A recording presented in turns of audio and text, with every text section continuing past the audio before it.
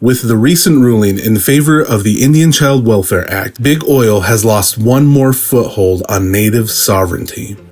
For those who did not know, Big Oil was backing a landmark case concerning the Indian Child Welfare Act, or ICWA, and it is a huge deal not to just Native Americans, but to everyone who cares about the planet.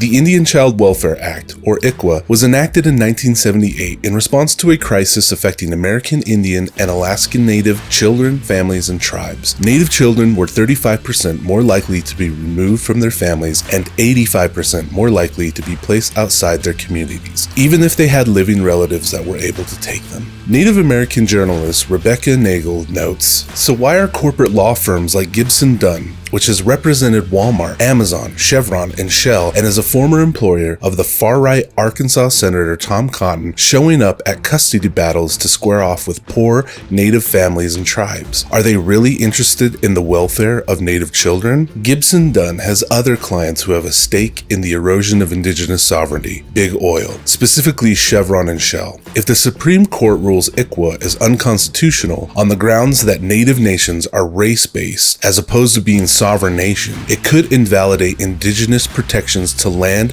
and natural resources and could upend the casino gaming industry and open up Native nations to outside businesses in energy, mineral, and gaming sectors.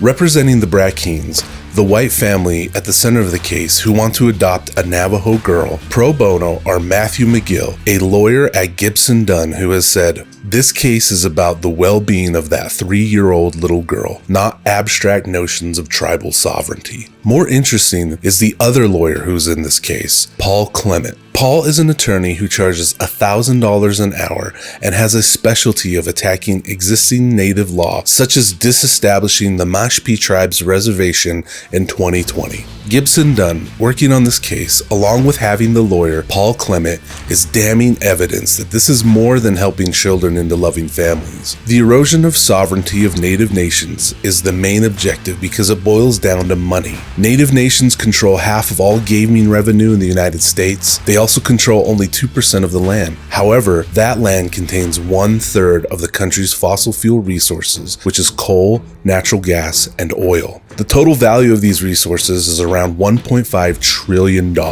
an amount that has non-native private industry chomping at the bit and ready to jump if tribal lands and gaming are removed. While this is one small victory, it is important to stay vigilant on what other mundane issues could have Big Oil backing.